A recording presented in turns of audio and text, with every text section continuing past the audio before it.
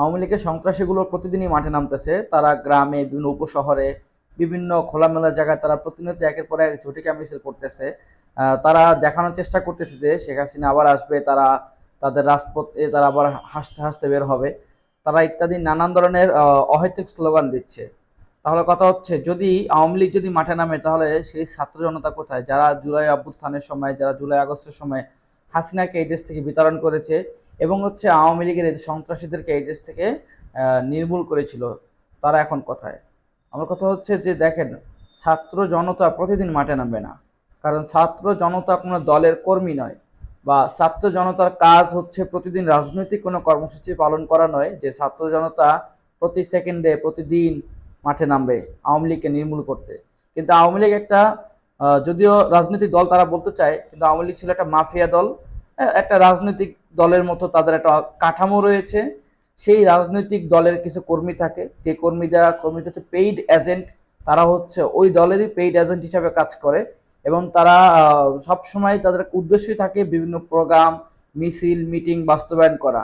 তারা মানুষকে জোগাড় করে, মানুষকে সংগ্রহ করে, মানুষকে বলতে কি, তাদের এই যে যারা হচ্ছে ভাড়ায় খাটে, যাদেরকে মুড়ি চানাচুরের কথা বললে, বিরিয়ানির কথা বললে, যেটা আওয়ামী লীগের সংস্কৃতি ছিল।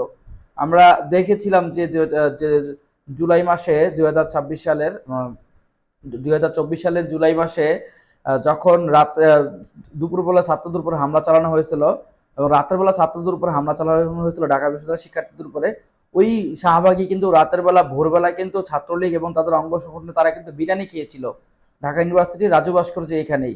শিক্ষার্থীরা যখন চলে গেল তারপরে আর কি, অর্থাৎ ওই যে যেদিন হাসিনা রাজাকার রাজাকার বললো, সেই দিনে আর কি সারা রাত্রি শিক্ষার্থীরা তুমি কে আমি কে, রাজাকার রাজাকার কে বলেছে, স্বৈরাচার, এই স্লোগানের পরে যখন তারা বাসা চলে গেলো, তখন আওয়ামী লীগ আসলো, ছাত্রলীগ আসলো, তারা আইসা বললো তুমি কে আমি কে, বাঙালি বাঙালি। হ্যাঁ, এবং তারা শেষে বিরিয়ানি খাইলো। তার মানে তারা বিরিয়ানি লোভে আসে তাদের কর্মীরা। সুতরাং একটা রাজনীতি দলের কর্মী থাকে কিছু পেইড এজেন্ট যাদেরকে আমরা বলি, তাদের কাজই হচ্ছে এই প্রোগ্রাম করা, মিছিল করা, মিটিং করা, এগুলা ছবি তোলা পাঠানো, এগুলা ছবি দেখায় হচ্ছে কিছু টাকা পয়সা ইনকাম করা। এটা আওয়ামী লীগের ক্ষেত্রে স্পেশাল, এটা সব রাজনীতি দলের ক্ষেত্রে আমি বলতেছি না, কারণ হচ্ছে অন্যান্য রাজনীতি দলের এরকম করতে দেখা যায় নাই। যেমন আমরা যখন দেখেছিলাম যে আওয়ামী লীগ ক্ষমতায় ছিল, তখন কিন্তু বিএনপি এই ধরনের কাজ করে নাই, যে তারা মুখোশ পরা, মাস্ক পরা 10 মিনিটের জন্য একটা মিছিল করলো। এই ধরনের কাজ বিএনপি কখনো করে নাই, এই ধরনের কাজ জামাত ইসলাম কখনো করে নাই। হ্যাঁ, তারা তারা যখন বিএনপি জামাত যখন মাঠে নামছে, প্রোগ্রাম করতে নামছে, তারা সরাসরি হচ্ছে ঘোষণা দিছে আগে, 1 সপ্তাহ আগে, 1 মাস আগে ঘোষণা দিছে তারা ঢাকার অমুক জায়গায় তারা প্রোগ্রাম করবে, বা হচ্ছে জেলার অমুক জায়গায় তারা প্রোগ্রাম করবে, তো ঘোষণা দিয়া করতো। এই আওয়ামী লীগের যে সন্ত্রাসীগুলো আছে, খুনি সন্ত্রাসীগুলো, এদের মতো হুটহাট করে জটিকা মিছিল করা, অমুক তমুক করা, শেখ হাসিনা আসবে, রাজপথে নাকি তারা হাসবে, অথচ তারা এখন দৌড়ের উপরে আছে, রেস রেস খেলার মতো করে তারা দৌড়াইতেছে আর বলতেছে, পিছনে একজন ছাত্র দলের নেতা ধাওয়ানি দিলে তারা পালাইতেছে। হ্যাঁ, ব্যানার ট্যানার ফেলেই পালাইতেছে। তার মানে ওগুলা কর্মী না, এরা মূলত আসছিল 5 টাকা 10 টাকা মুড়ি চানাচুর খাওয়ার বা বিরিয়ানি খাওয়ার লোভে।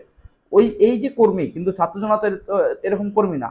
ছাত্র জনতা এরকম কর্মী না। ছাত্র জনতা আবার রাস্তায় নামবে একদিন, ছাত্র জনতা প্রতিদিন রাস্তায় নামবে না। আওয়ামী লীগের 17 বছরের যে জুলুমের বিরুদ্ধে ছাত্র জনতা রাস্তায় নেমেছিল, আবার আওয়ামী লীগের এই লেসপেন্সার গুলা বা হচ্ছে সন্ত্রাসীগুলো যদি আবার যদি বেশি আস্ফালন করে, আবার ছাত্র জনতা একদিন নামবে, নেমে তাদেরকে আবার ফিনিশ করে দিবে বা তাদেরকে আবার দমন করবে।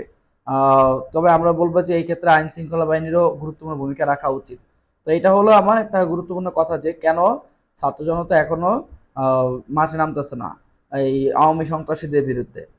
ধন্যবাদ।